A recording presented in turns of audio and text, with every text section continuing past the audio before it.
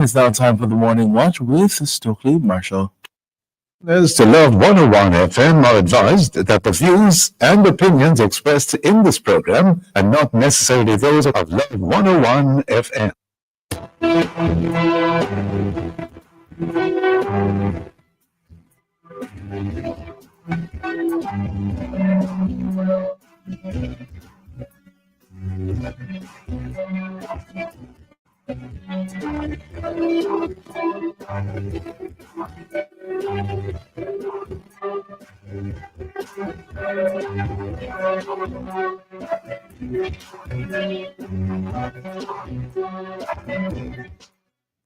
Hello and welcome to the Morning Watch, the award-winning show on Love 101 FM. I'm your host, Stokeley Marshall.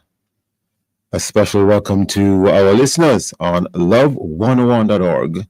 And if you are overseas and on the move, US listeners can access us at 712-832-8001. And if you are in the UK, 0330-332-6541. Or join us via the Love 101 FM app that can be downloaded from the Google Play Store or the Apple Store. You can also join us on Love 101 FM Facebook and YouTube Live. In the first watch today, the Caribbean Court of Justice, CCJ, and Jamaica's Savings Law Clause. And in second watch is the manufacturing sector in crisis. For our social media question, we ask, should the Jamaican manufacturing sector be taxed less? Share your responses on our Love 101 FM Facebook page and YouTube channel, and also on WhatsApp, 876-997-3125, using the hashtag The Morning Watch. We'll share your response later on the program, but first, here's our quote. All right, today's I quote says, "There is nothing so useless as doing efficiently that which should not be done at all." And this one is from Peter Drucker. What? I think I know what Peter Drucker is trying to tell us. He's trying to tell us that don't waste time doing things well that should never have been done. All right. In other words, I think he's trying to say no time wasting, or he was trying to say no time wasting. Good morning, Jakar. Good morning. The first watch. We'll be back after this break. One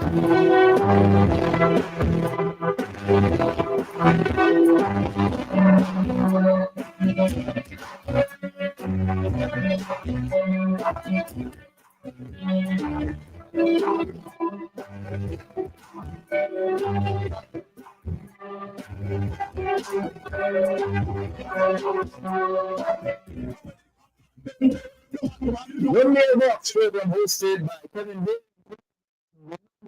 Wednesday, March 5, 2025. We wish for you Holy Ash Wednesday.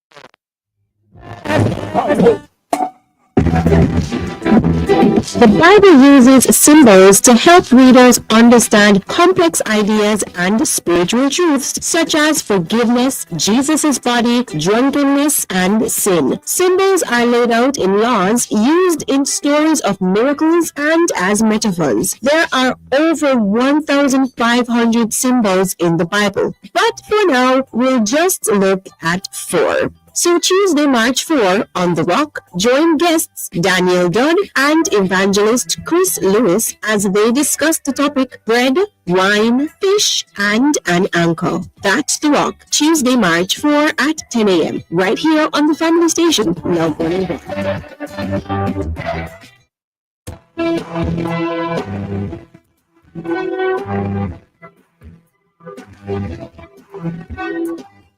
Welcome back to the Morning Watch. I'm your host, Stokeley Marshall.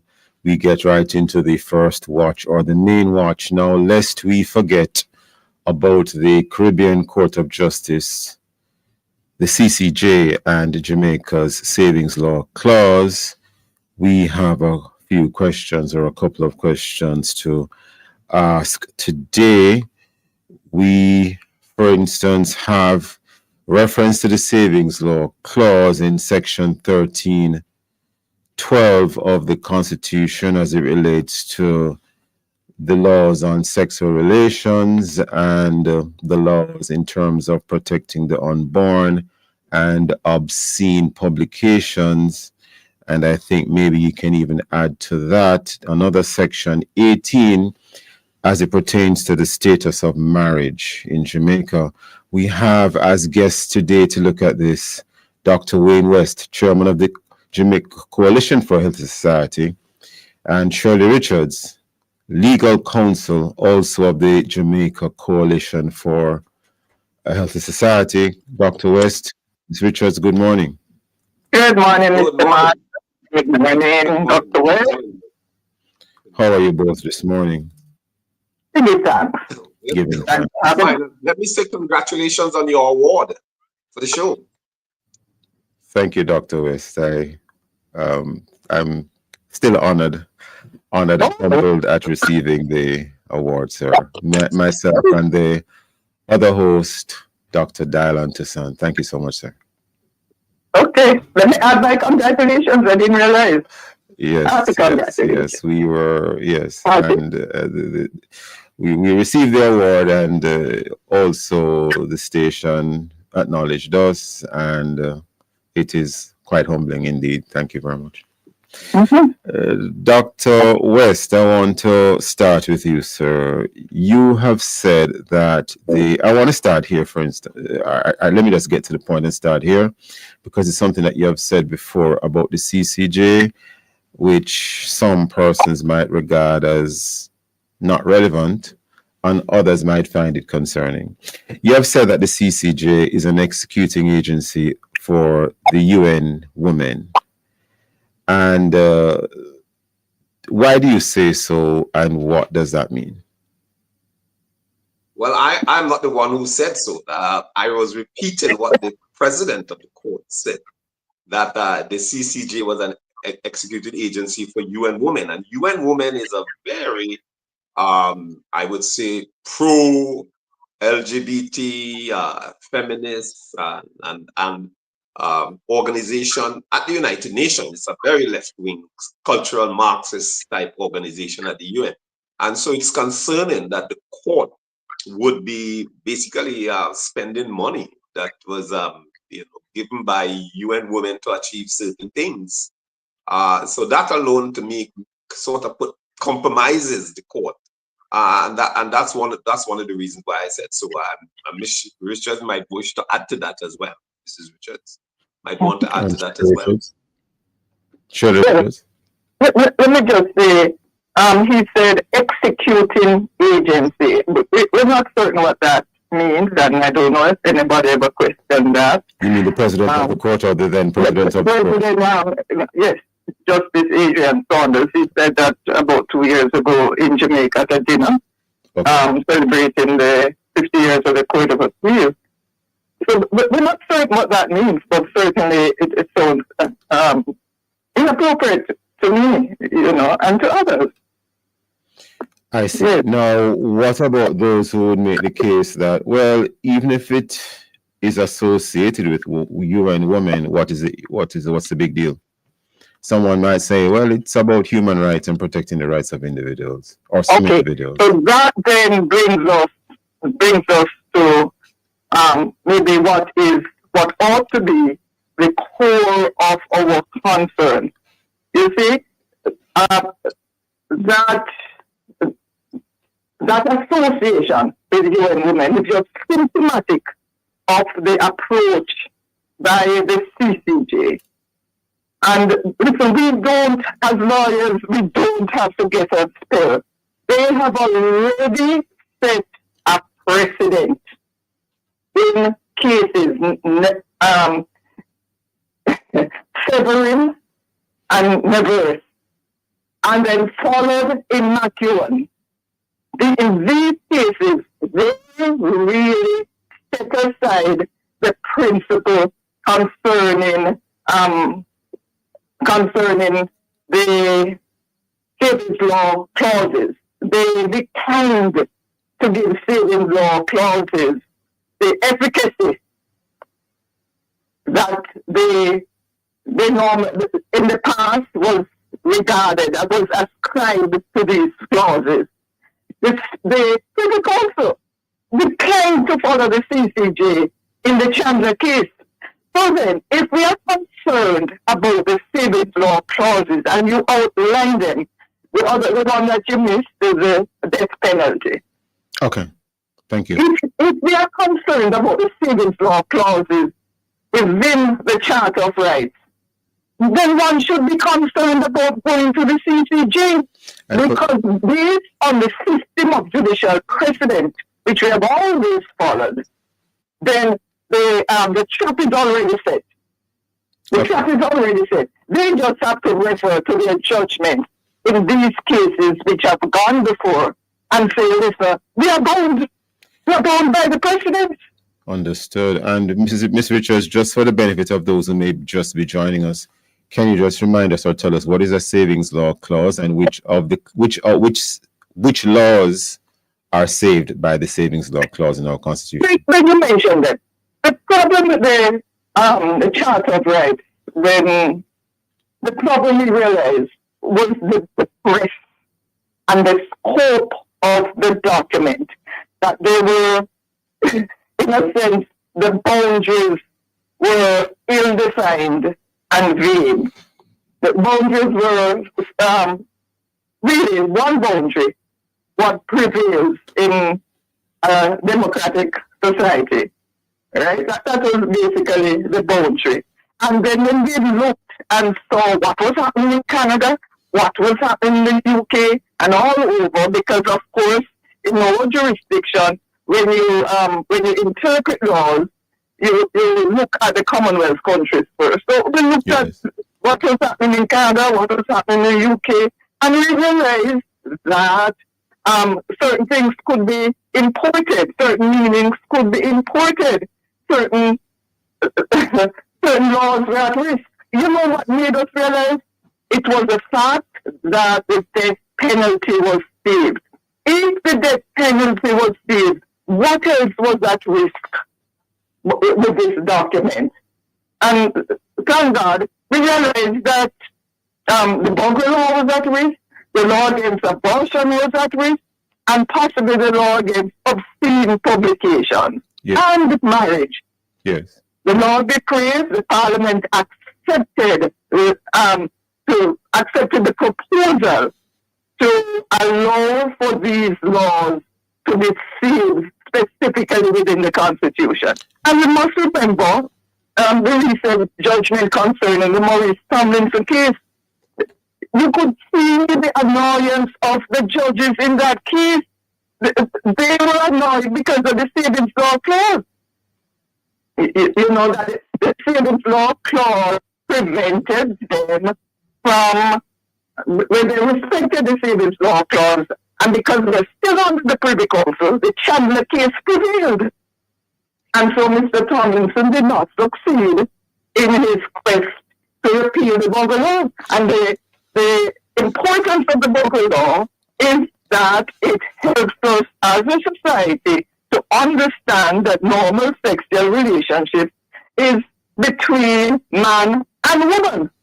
I want to quickly read for the benefit of the listeners, Section 1312 of the Charter of Rights. It reads, nothing contained in or done under the authority of any law in force immediately before the commencement of the Charter of Fundamental Rights and Freedoms, Constitutional Amendment Act 2011, relating to A, sexual offenses, B, obscene publications, or C, offenses regarding the life of the unborn, shall be held to be inconsistent with or in contravention of the provisions of this chapter. And time permitting, I'll jump down to Section 18 of the Charter in terms of what it says about the status of marriage.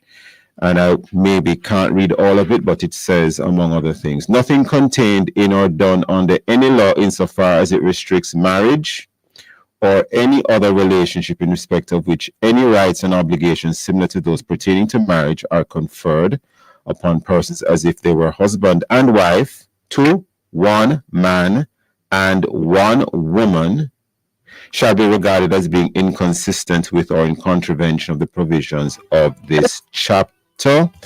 No form of marriage or other relationship, section 2 now, referred to in subsection 1, other than the voluntary union of one man and one woman, may be contracted or legally recognized in Jamaica. We now head to the break.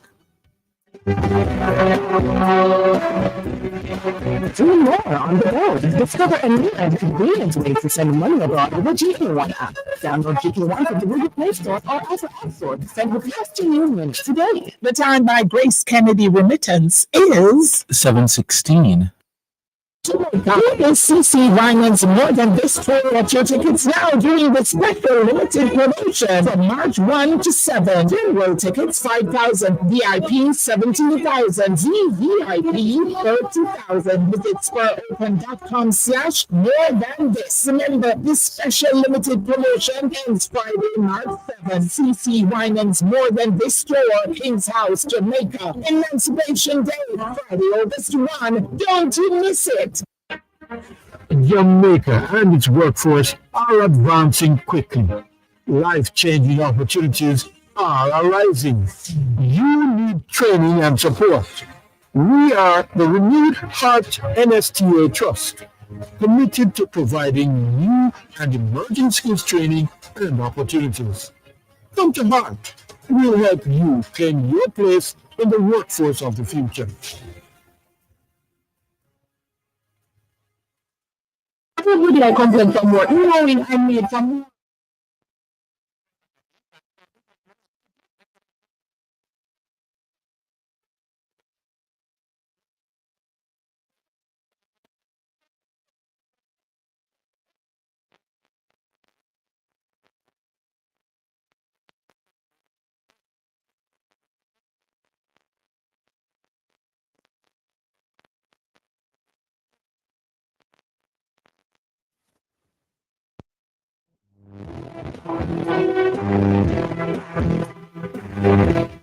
Welcome back to the Morning Watch. I'm your host, Stokeley Marshall. We are in the main watch, the first watch, and the topic is the Caribbean Court of Justice, CCJ, and Jamaica Savings Law Clause. Our guests are Dr. Wayne West, Chairman, Jamaica Coalition for Society, and Shirley Richards, Attorney at Law, Legal Counsel, Jamaica Coalition for a Health for Society. Just before the break, we read from the Constitution of Jamaica in terms of the savings law clauses for two sets of laws.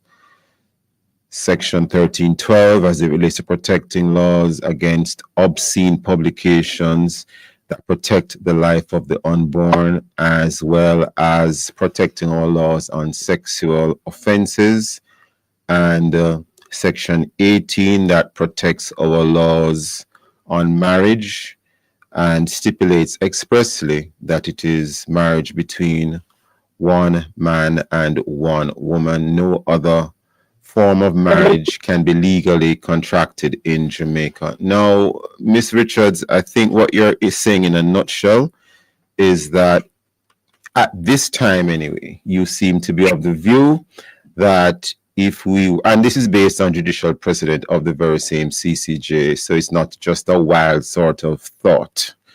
It is very much grounded in what the case law has shown, that if we were to go over to the CCJ at this time, that it might imperil our current savings law clauses that protect the very same things that were just outlined. Ms. Richards, is that what you're in a nutshell saying? Yes, Mr. Marshall, that's what I'm saying. Let me just correct something. Okay. That in the charter, the only limitation which was imposed, apart from the death sentence, was save only as may be demonstrably justified in a free and democratic society. Which means but what? That's just an aside. I just wanted to be precise there. That wording. Which means what? Which means what? I've heard that before. Well, enlighten us. What does it mean effectively, in your view? The only limitations to rights which were which the court was bound to respect are those only that which is justified, and not just justified, demonstrably justified in a free and democratic society.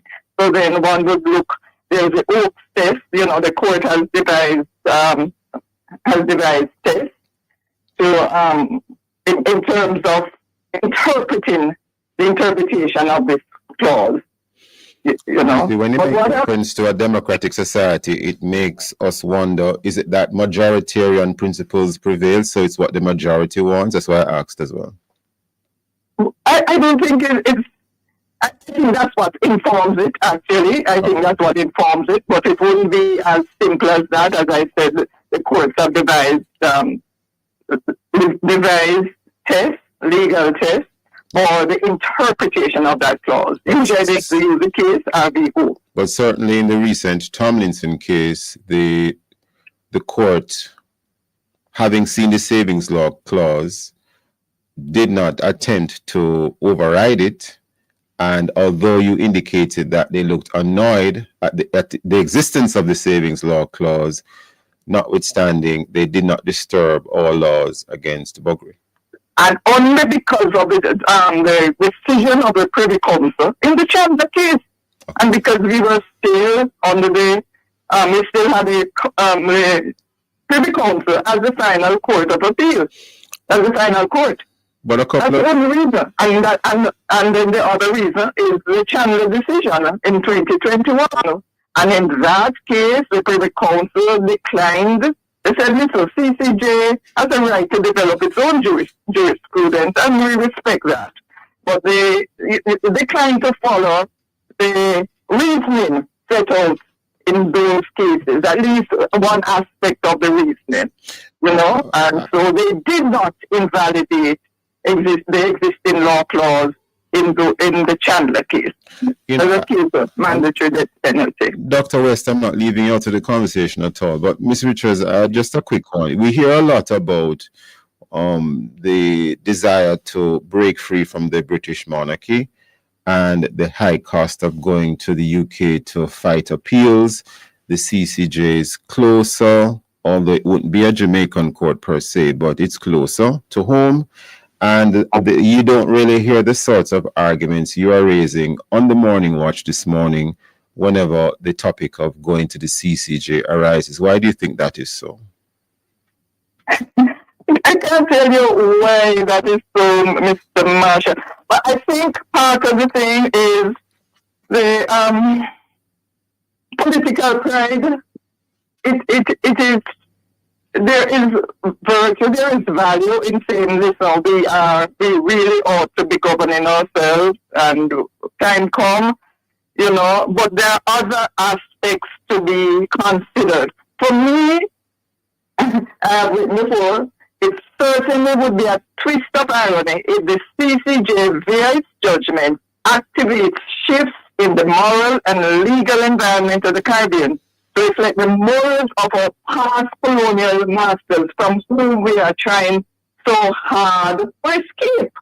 That would be the irony. And the concern some may have is they might say, well, if we stick with the Privy Council, we are, in a nutshell, staying with our past colonial masters. Your response to that? Yes, what I'm saying is another way.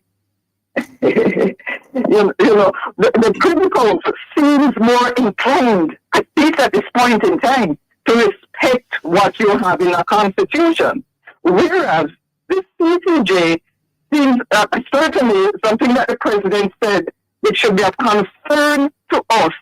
He said it's not just him alone. He basically said that the court, in partnership with the legislature, you know, should close the gap between law and society. Now, when the role of judges, when the judges take on that role to close the gap between law and society, isn't that the role of legislators? I see. In other words, it would appear as if I'm reading you correctly, Ms. Richards, it would appear as if the court, the CCJ, certainly in a situation where the savings law clause is in issue, might want to do some amount of judicial legislation. Can I call it that? I think you can. You know, when you read the McEwen case, it wasn't just the outcome. Of course, the outcome, again, the outcome was very concerning. But when you read some of what especially Justice Saunders said, very concerning about the approach to these issues, the transgender issues. And so you see the pitch has been out. Well, we have a new president now of the CCJ, and when presidents have already been laid down. There's a new president of the CCJ, is it Dr. Winston Anderson? And well, let us see what his position would be. But I think you're saying, Ms. Richards, that the president is already set in law. Anyway. Absolutely. It's already set in law anyway. And he was a part of those cases and part of the majority decision. And part of the majority decision. Although he did not, Saunders' words in the McEwen case, Anderson didn't use the type of language that Saunders did in that case. But the judicial presidents have already been laid down, Mr. Marshall. We're looking at a trap. That is quite concerning. Dr. Wayne West, now, sir, I know you've been following the discussion. And what if, do you see a lot of this having a lot to do with the judicial philosophy of an individual judge, Dr. West? Absolutely. Not only an individual judge, but the court itself, the judges that are there. When Lot in the Bible looked at Sodom and Gomorrah, the fields looked green and he decided to go there. But what he did not see is what was associated with those lush fields. And he ended up leaving Sodom after it was destroyed by God with only his daughters. He lost everything else. And to some extent, I find that the discussions about the Caribbean Court of Justice are like that. As a Black man myself and as a Caribbean person with a history of colonization, I would love to have a court that is based in the Caribbean. But associated with the present philosophy of the Caribbean Court of Justice is a very dangerous concept. Because the judges on the Caribbean Court of Justice, as Mrs. Richards has said, they see themselves as making law and taking the society where they think it ought to go. And they have actually made statements to the effect, I think one of them, Judge Jamada, said that, what's written in the Constitution is not something, it can be ignored in order to achieve this purpose. I'm paraphrasing, but I think that the statement essentially said that. The Privy Council is different. At present, the Privy Council accepts what is written in the Constitution as the wisdom of the people and their elected representatives. And the Privy Council will not go, the present Privy Council will not go beyond what is written in the Constitution. Unlike the Caribbean Court of Justice, where the judges think that they have the wisdom to determine what the Constitution ought to say. Now, I say all this to say because there are two issues. The problem is power corrupts, and absolute power corrupts absolutely. And there is no present means of controlling the use of power by a court except by another court. And when your final court of appeal is activist, there is no means of controlling the judgment that comes out of there. Well, let me ask you quickly, Dr. West. Go ahead, Dr. West. Let me just finish. Whilst I would prefer to have a Caribbean court, I do not want the present court with its philosophy. And I also think that we, the people, need to start having discussions about how to rein in the power of judges who think that it is their responsibility to make law and interpret the Constitution according to their bias. I think we're completely and totally out of time at this time. We may need to wrap at this point, unless Ms. Richards, you want to put in a final word. I just repeat what I said. If we go there at this point, as is, we lose all the things that we have already preserved. We are likely to lose the normality of male-female relationship. That's above the law. We're likely to lose the law against abortion, and in fact, even marriage would be threatened. The whole matter of marriage. Obscene publications. Is You your know, I look at it as a trap. is your coalition in the process of having any sorts of public awareness campaign, or I believe that's a Dr. West to answer. Dr. West, you want to say anything at this time, or Certainly, nothing at we the are, moment?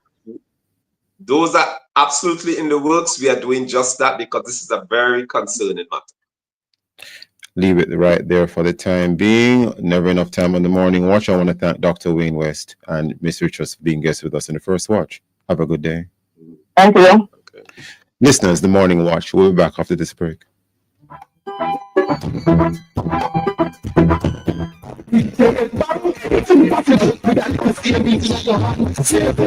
Joined by John Bank is 7:31. Government pensioners. The Accountant General's Department's Mobile Life Certificate Drive starts on February 27 at Trelawney Parish Library, February 28 the St. Anne Parish Library, March 1 St. Catherine Parish Library in Spanish Town, March 3 Morant Villas in St. Thomas and Hanover Parish Library, March 4 Westmoreland Parish Library, March 6 St. Mary Parish Library, March 7 St. James Methodist Church in Maypen, March 8 the Greater Portmore Library, March 10 St. Matthew's Anglican Church in Santa Cruz, March 11 our final stop will be at the Portland Parish Library in Port Antonio. Remember, life certificates can be submitted at the St. James and Manchester Parish Libraries, Ministry of Finance, and the AGD office at 21 Dominica Drive using the Dropbox.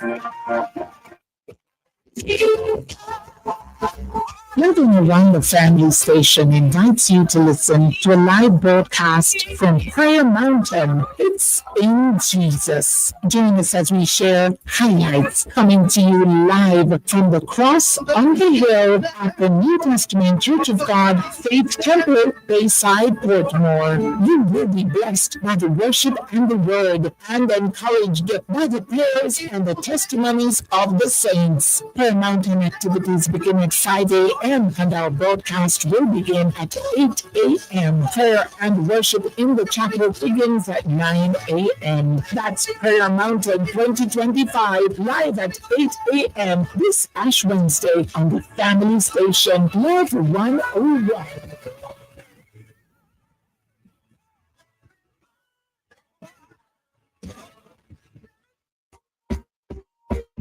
Mama work hard, for real, to be the news we send me and my brother go school. So, the dream was always to go to university. Well, I fulfilled 2 dreams with 1 joint bank savings plan, you know.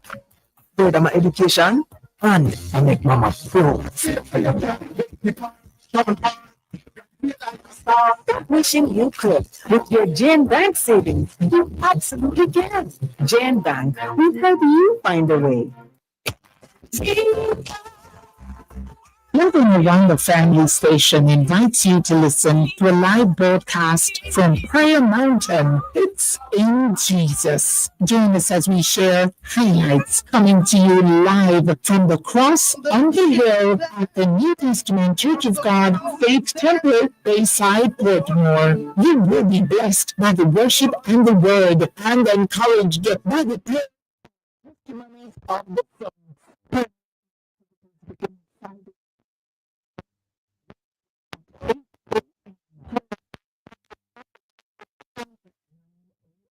That's prayer.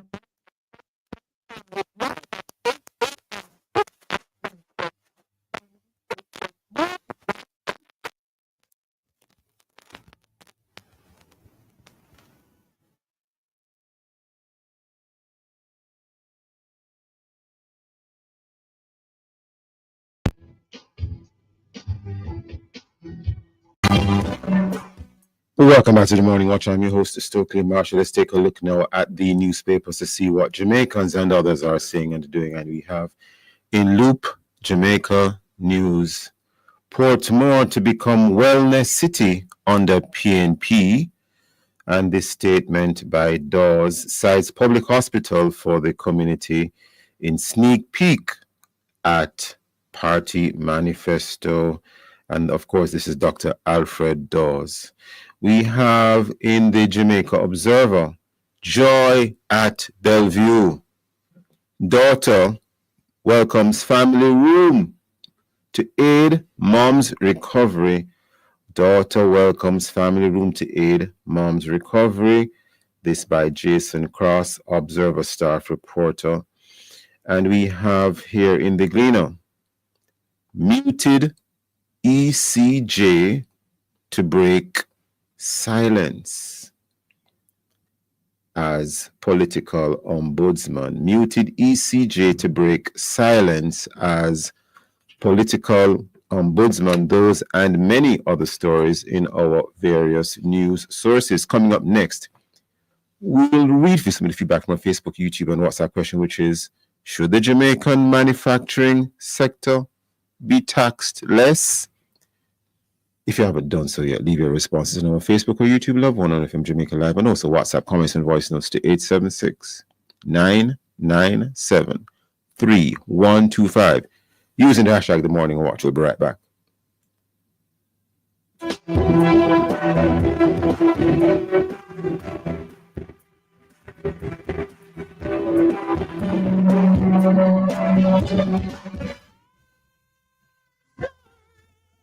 The Scotland Road New Testament Church of God is happy to once again partner with Love 101, the family station, in presenting Renewal of the Mind for this Lenten season. Renewal of the Mind begins on Ash Wednesday, March 5, and continues through to Easter Sunday, April 20. Listen every Monday to Friday at 12 p.m. right after we pray the national anthem for renewal of the mind, a collective response to the Apostle Paul's exhortation to present your bodies as living sacrifices, holy and acceptable unto the Lord. Live right, walk holy, and renew our minds daily. Renewal of the Mind, presented by Love 101 in association with the Escarpment Road New Testament Church of God, Monday to Friday, 12 p.m. on the family station. Love 101.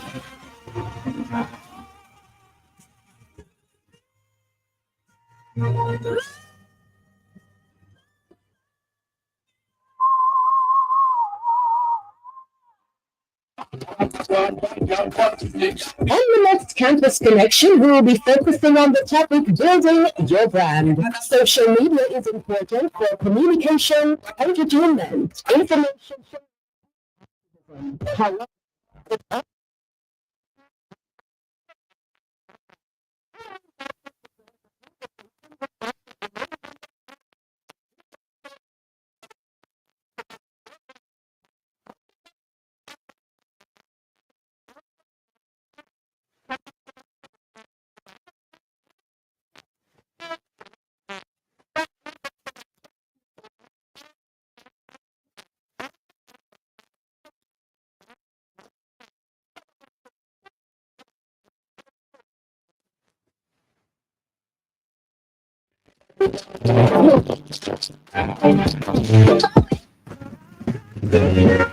The Church of God, Seventh-day, 58 Maxfield Avenue, Kingston 13, presents its youth anniversary celebration and Praise Pulse Gospel Concert, Saturday, March 15, 2025, beginning at 9:30 a.m. Listen live on Love 101 FM at 4:30 p.m. as we will be on location to share this celebration with you. That's the Church of God, Seventh-day, 58 Maxfield Avenue's youth anniversary celebration and Praise Pulse Gospel Concert, beginning at 9:30 a.m. Our anniversary, our legacy, the future. Join the movement. Listen live at 4:30 p.m. right here on Love 101 FM, the family station.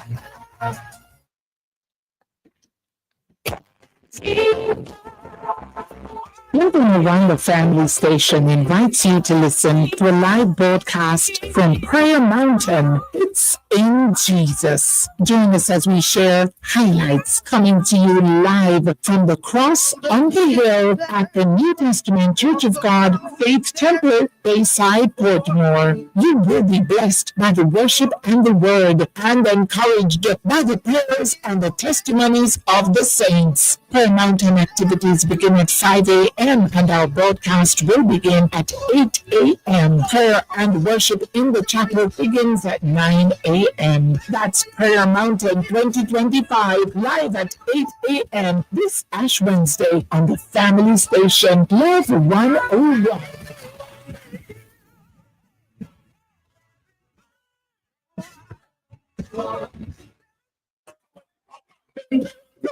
One Mailbox program hosted by Kevin Day. will not be aired this Wednesday, March 5, 2025. We wish for you and your family a Holy Ash Wednesday. We will return on March 12, 2025 with the topic Managing Pressure as a Man. On the family station, Love Monday.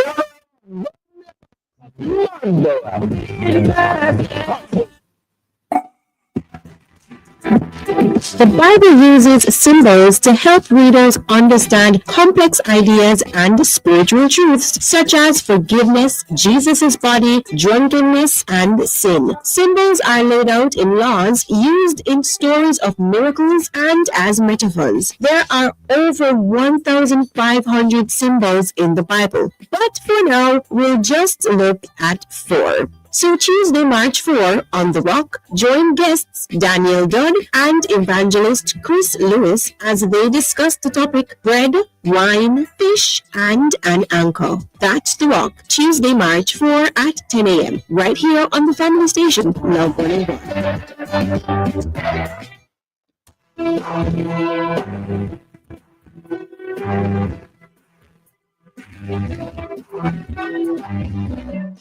Welcome. Morning Watch. I'm your host, Stokeley Marshall. Now for our responses, or your responses rather, to our social media question: should the Jamaican manufacturing sector be taxed less? Jakal, any reply? All right, so we have one here from Cherry in Spanish Town. She says, don't know much about the manufacturer taxation. What I understand is that sometimes they are an indirect manufacturer and the tax they pay is exuberant. Isn't there a guideline for for tax that should be this or that if you're direct or indirect? Well, moreover, our manufacturer is producing for the country. What is there to help them in a productive way and continue producing for the future? Cherry, I am very certain that our guests in this second watch will appreciate your comment. Thank you very much, Cherry. The governments have been accused of not understanding the manufacturing sector, and the governments, meaning the governments of Jamaica, over many decades. And coupled with the alleged customs fraud, the sector is not doing well. That's what manufacturers have been saying for at least a decade. And will this continue? When will things change? And just recently, Macintosh Bedding, a well-established bedding company in Jamaica,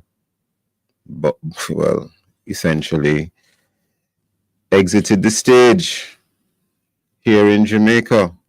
What's keeping some manufacturers from staying afloat while others, have various issues of one form or the other?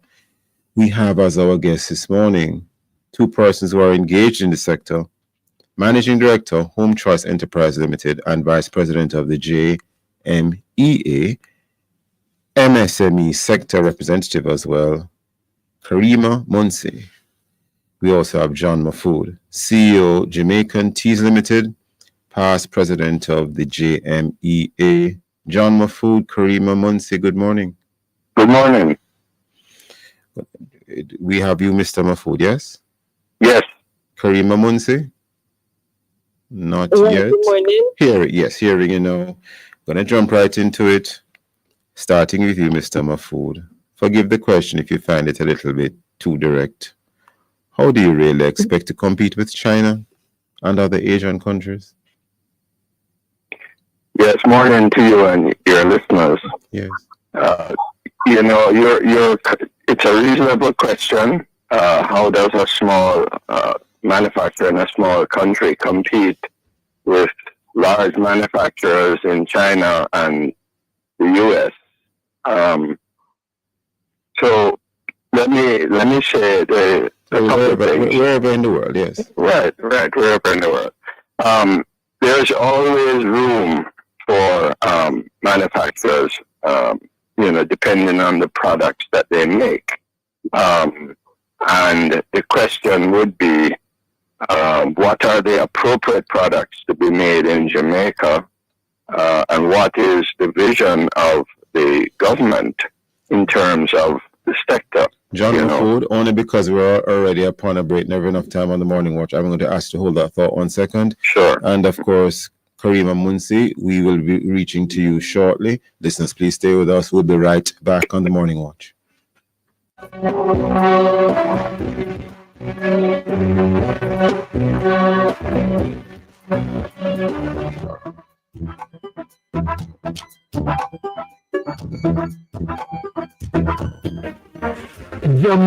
and its workforce are advancing quickly. Life-changing opportunities are arising. You need training and support. We are the Renewed Heart NSTA Trust, committed to providing new and emerging skills training and opportunities. Come to Heart. We'll help you claim your place in the workforce of the future. It's tax season. Time to reach for your checkbook. Pull out the cash. Or maybe not. Discover an easier way to pay your taxes. Use your Sagicor Bank Business Credit Card. You get a 1-month payment holiday, up to 55 days interest-free, and unlimited reward points on every dollar you spend. Discover how easy and convenient it is to pay your taxes with your Sagicor Bank Business Credit Card. Don't have a Sagicor Bank Business Credit Card? Visit Sagicor.com to apply for yours today. Conditions apply. Well, if you want buy appliances for your home with the quality high and the price low, get it on Habasco. Get it on Habasco. Everything with the Habasco. Just like what you need on Habasco.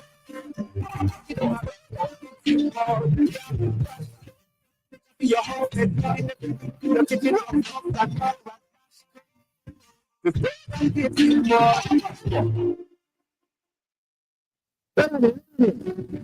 On TikTok, man from Bali. A weak man love God. You have no protection on me. So then you need to protect. Talking about it doesn't come fast. One hour one thing that. Some people may believe these things, but actually they're not facts. Sharing harmful beliefs makes gender-based violence a widespread problem affecting all of us. But sure enough, one to share how you feel. Even if it means they are going to cry. You know, sex violence affects women and children. Oh yeah, that's funny. And one thing can affect the whole family and community. Get the facts. WMW, Jamaica's We Talk Facts campaign, left foster culture towards safety and support for victims of gender-based violence. Learn more at WMWJA.org or at WMW Jamaica.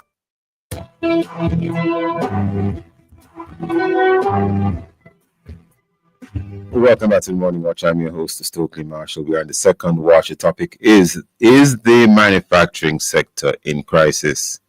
Our guests are Karima Munsi and John Mahfood.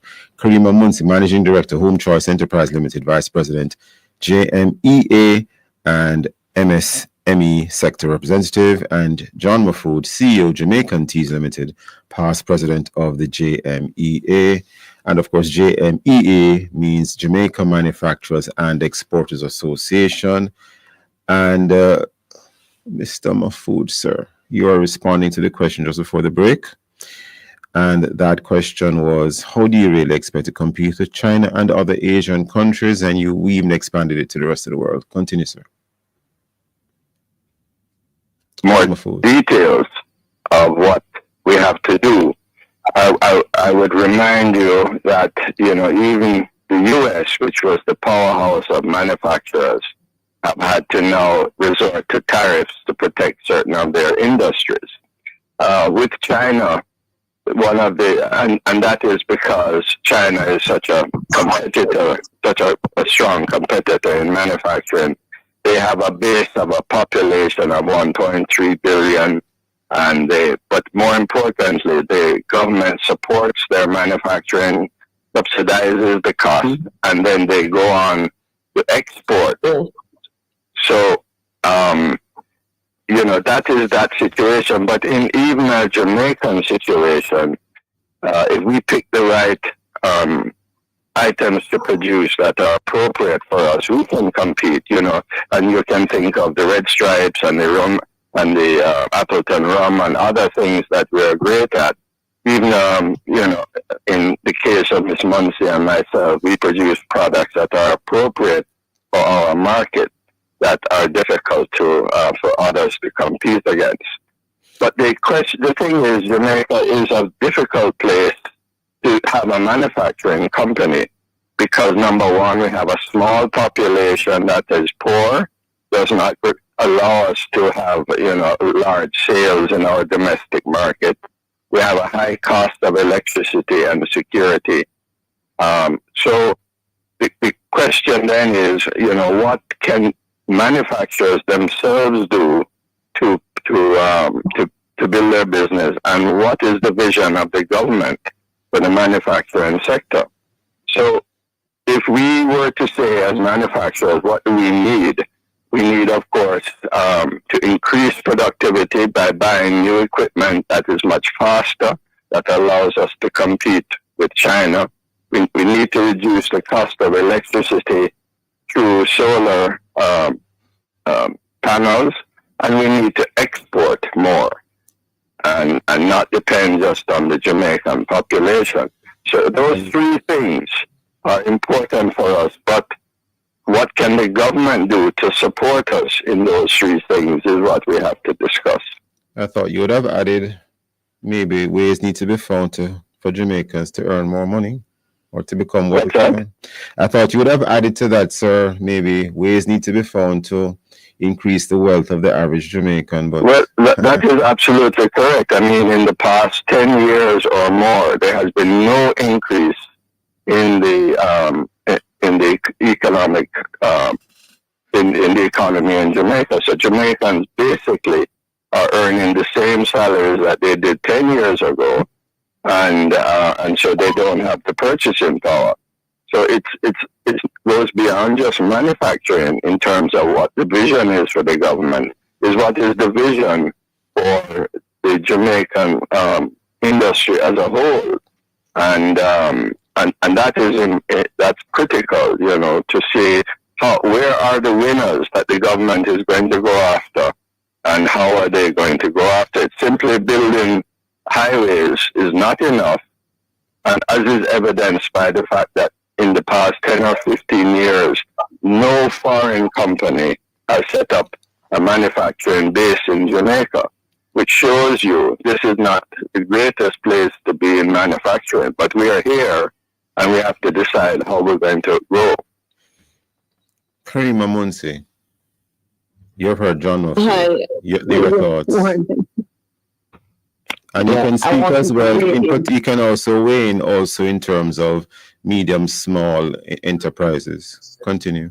Yeah, man. So I wanted to weigh in on what. Are you hearing an echo? Not really. Well, there might be a slight one, but I don't think it is earth-shattering. I think it can continue. Yeah, man. So I wanted to weigh in on what the question you asked, John. If you look at the rest of countries like China, Japan, Europe, and some of the European unions, they have injected interest-free loans into the smaller MSMEs to stimulate growth. I've understood that it's an unconventional way of putting money in the system, but it can be just for a time. I know that the government have the Exim Bank, but the channel, the Exim Bank, and the DBJ, what they do with the Exim Bank, they allow them to self-sustain themselves, so there's still an 8% interest rate on that. And then when the money's been challenged through the DBJ, it actually goes into the banking system, and therefore the interest is applied to that. So therefore, it is always watered down, and we never get the MSME sector never gets to or the business sector never gets the loan at a very low interest rate or zero interest rate, as a matter of fact. As Vice President of the MSME, I must speak on behalf of my members, which is about 70% of our membership. Or MSME make up about 70% of the Jamaican economy and the business economy. And there's not enough being done for us. Or you hear about groundbreaking for hotel, but there's no groundbreaking for a land for MSMEs or the manufacturing sector.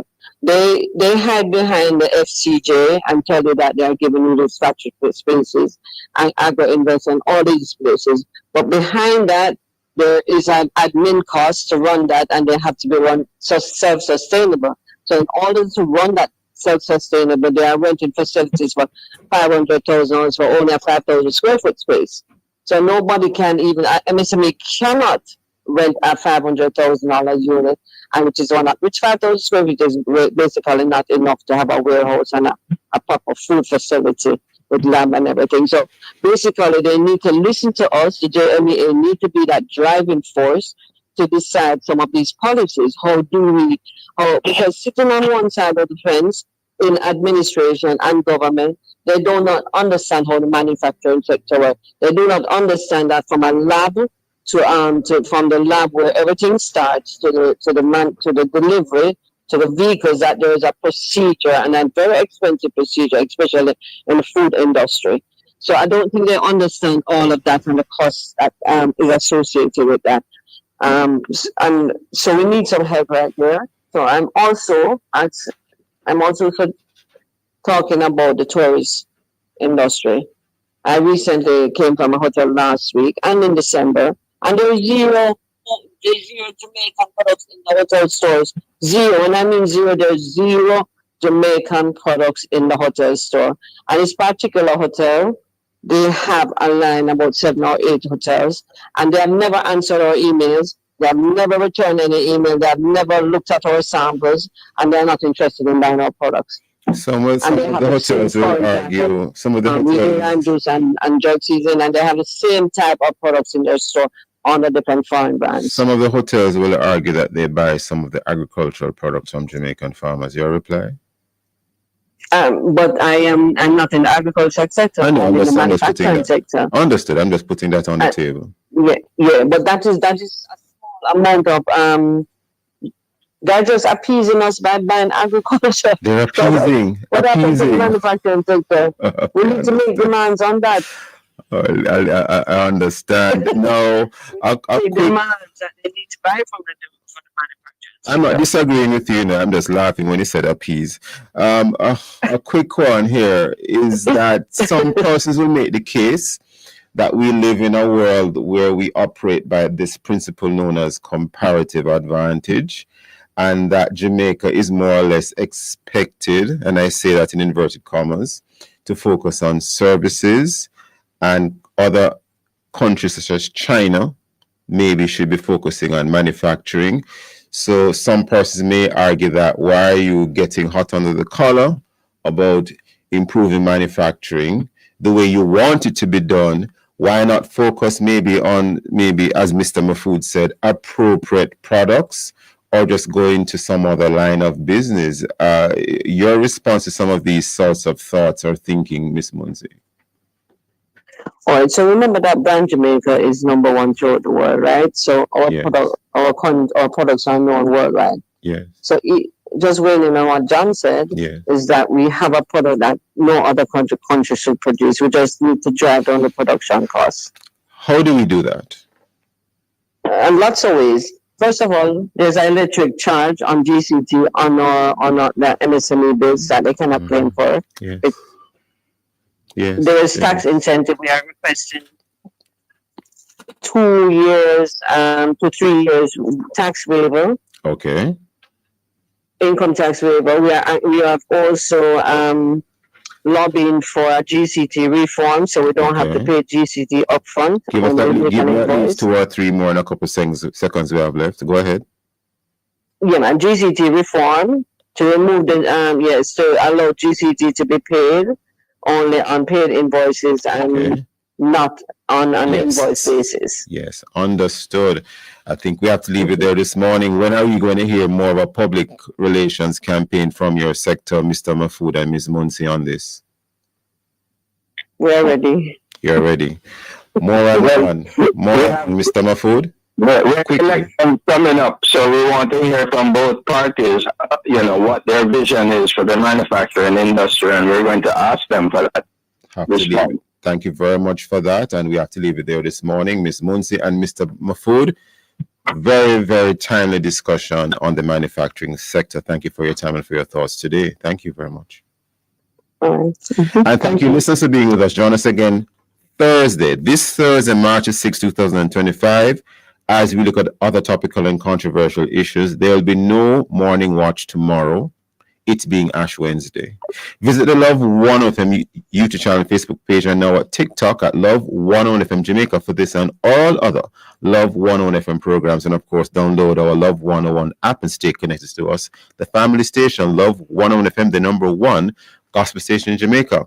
Thanks to our producer, Kathy Gale, and to our guests. Join me this Thursday, not tomorrow, Ash Wednesday, but this Thursday, as we continue to look at the issues of the day. I am Stokeley Marsh, and hand you back to Love in the Morning with Chicago. The Ministry of Health and Wellness works to ensure the provision of quality health services and promotes healthy lifestyles and environmental practices for all Jamaicans. The time by the Ministry of Health and Wellness is 8:01 a.m. and you are now invited to listen to Forward in Faith.